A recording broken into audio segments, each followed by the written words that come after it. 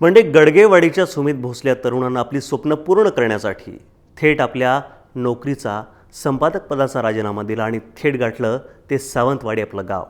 आणि या गावात जाऊन त्यांनी शेळी पालन सुरू केलं आणि हा व्यवसाय त्यांनी यशस्वी करून दाखवला आहे.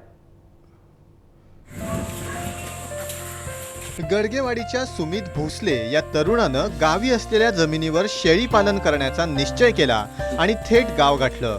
सुरुवातीला राजस्थानी जातीच्या 15 शेळ्या खरेदी केल्या आणि आता 175 शेळ्यांचे ते मालक आहेत. हे आमच्याकडे जन्माला आलेलं एक सिरोही पिल्लू आहे. यांचं मूळ वैशिष्ट्य म्हणजे यांच्या कानाचा आकार आणि रंग. याचं जन्मतः वजन साधारण 3 ते 3.5 किलो असतं आणि हे आता जन्माला आलेलं 1 मे म्हणजे साधारण 3 आठवडे अजून पूर्ण झालेले आहेत.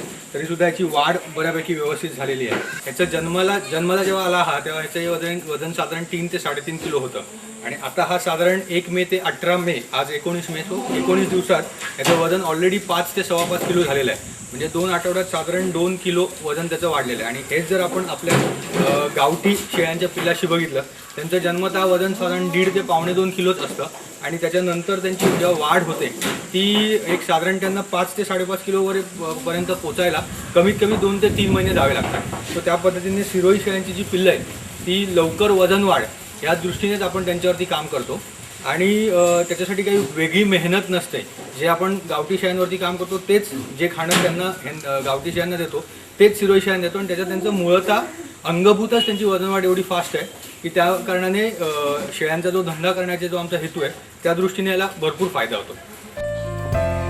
सुमित भोसले यांनी शेळ्यांचं योग्य प्रकारे संगोपन केलंय. त्यासाठी खुराक देणं, हिरवा चारा, शेळ्यांसाठी शेडची सोय केली गेली.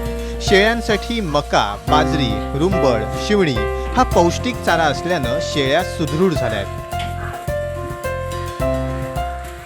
आता आपण जिथे बसलोय ती त्यांची दिवसा राहण्याची शेड आहे.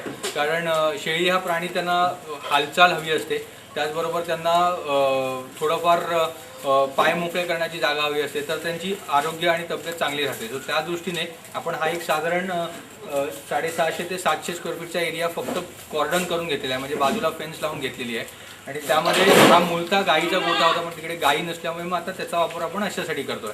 आणि जे आपण मगाशी शेड पाहिली ती त्यांची रात्रीची राहण्याची शेड.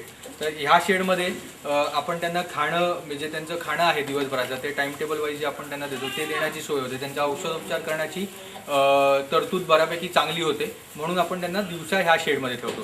तर आता जर तुम्ही बघू शकाल तर ही जी भांडी आहे ती भांडी आपण बनवून घेतलेली आहेत आणि त्या भांड्यांमध्ये एकत्र एका वेळेला जवळपास 12 ते 16 शेळ्या एकत्र खाणं खाऊ शकतात. दिवसभर जे ते खातात ते साधारण संध्याकाळी 6 ते सकाळी 9 वाजेपर्यंत त्यांचं रवंथ करण्यासाठी त्यांना पुरेसा वेळ मिळतो. मग ते त्यांना अंगी लागण्यासाठी फायदा होतो.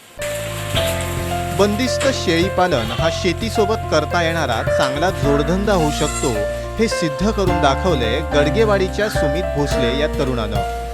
पंकज मडे, जय महाराष्ट्र, सावंतवाडी. शेतीमित्र कार्यक्रमात घेऊया छोटासा ब्रेक आणि ब्रेक नंतर देणार आहोत आपण शेतीस एकदा परत. शेतीमित्र कार्यक्रमात घेऊया छोटासा ब्रेक आणि ब्रेक नंतर तज्ज्ञांचं मार्गदर्शन.